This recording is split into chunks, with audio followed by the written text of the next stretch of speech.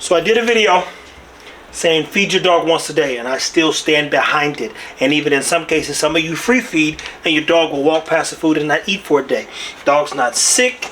It's not, nothing's wrong with his stomach. It just is like, I have enough energy to get through the next day or so.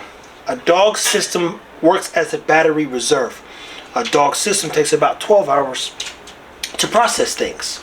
It takes about 4 to 6 hours from the mouth to enter, from the food when it hits the mouth to get to the stomach, and then 6 to 8 from when it leaves the stomach and goes through the small intestine and begins the absorption process, and then goes through to excretion.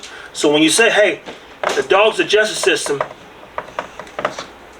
is in 12-hour increments, let's say I was like, I have to feed twice a day.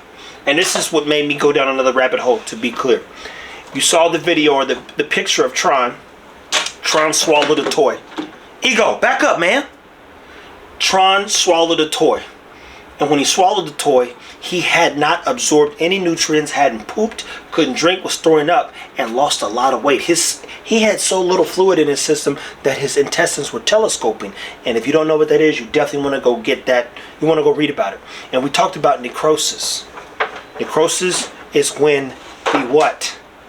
The part of the stomach, small intestine, turns black and basically is dead because whatever was stuck in there, foreign object, it couldn't pass. So the doctor, they do the surgery, they pull this thing out of Tron's stomach. It's a whole toy like he's in a Mario Kart game. And it was from a toy that another dog threw up, which is even worse. And she says, hey, he needs to eat 3 times a day, small increments. I'm like, man, I've done this video on only feeding the dog once a day. Let me see if I had to feed twice a day. And I had to because he was already losing weight. He needed nutrients and the body needs energy. So the challenge is when the body goes into a catabolic state, it begins to eat muscle. So anything you put in small increments, it's not even about the nutrients or nutrition at that point. The body's literally like, we just need energy. So it processes everything as is. Hold on. Move. Get back. So what you want to do then is understand the numbers. And let's put in perspective what goes on in this time. This dude keep grabbing this. I'm in here, so all of a sudden he wants to play with toys. Bro, it's not that time. So if I fed the dog at 7 a.m., 4 to 6 hours from 7 a.m., what will happen?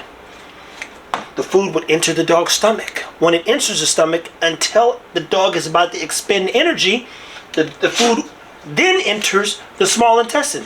Only when it's about to expend some energy. Keep showing this dog, man. Bruh. You get all this. You get all this treatment. You don't need to be, look, now's not the time. All right, come on, let's finish this up. What would be the increments so that I can make sure I maximize my dog's meals? But even more importantly, if I felt like I had to feed twice a day, what would my dog need to be doing? Well, at 12 p.m., he would need a workout. That way, by 7 p.m., he could get the food ingested, and the body would then, because if you like working a dog, we work them, it would then go back into a state of what? Utilizing the nutrients it got, putting the food where it's supposed to be, and growing, which takes place overnight. Now I understand the human digestive system down to the science. I've learned a lot about the dog's digestive system. So when I had to break this down and run the numbers and really get behind, and I understood it. Because again, if I gave Tron his Thanksgiving meal every night, he would have some inflammation. And mind you, if you feed twice a day, you're probably already dealing with dogs that have blowouts and stuff like that, especially if they're not walking, working, running, doing bite work, any of that stuff. So feeding once a day is still key. But for my dogs, you have to up their energy requirements, which means even if you've been feeding once a day and you turn around and you go to twice a day, you're going to deal with some blowouts. You're going to deal with a new pooping routine, a new peeing routine because I make sure they have enough water. And I'm saying all this to say we are dropping a muscle builder guide. I did a video. I don't think it's up, to be honest. I did a video of Ego and Tron when they had only gained, where they were like 69 pounds. Ego right now is sitting at about 77 pounds and growing. Tron, we got him back up to weight. Remember August 7th, if you didn't know this, that's the day where we noticed beyond a reasonable doubt that something was wrong with my boy. And a couple of days later, we scheduled an appointment. The doctor says, yeah, We've got to get this thing cut out. It is a foreign object. It's not a fluid problem. That was a $1,500 surgery. My buddy's dad, unfortunately, had the same challenge, and he ended up spending $6,000 to get it cut off. So one of the tricks is, if you know a good reproductive vet and your dog can make it, I took his temperature. The temperature is an indicator that the dog is okay. If he was running a fever, I'd have taken him to the emergency room. But I'm like, yo, we won't pay that price. So let's wait a day. We'll drop him off. They'll be able to help save him and work with us. So we got a muscle builder guide dropping on mydogtools.com for those that want to add more muscle to their dog, to your dog. For one, muscle needs nutrients, aka food, but even more importantly, what does it need? It needs the right food and exercise.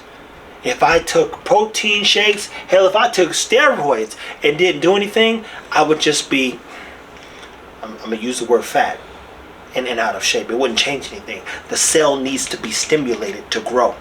So when you're adding muscle to your dog's life, you need to get out there and work that dog. Make it do some work. So this guy will also come with a workout plan. And on our site, I'll be going into way more detail about all this kind of stuff. So stay tuned. Take care of your dogs. Like, subscribe, share, ask questions. I'm going to do better and get better at YouTube, as I think this is a good place for us to grow even better, faster, more effectively, more proficiently, but even more importantly, mydogtools.com.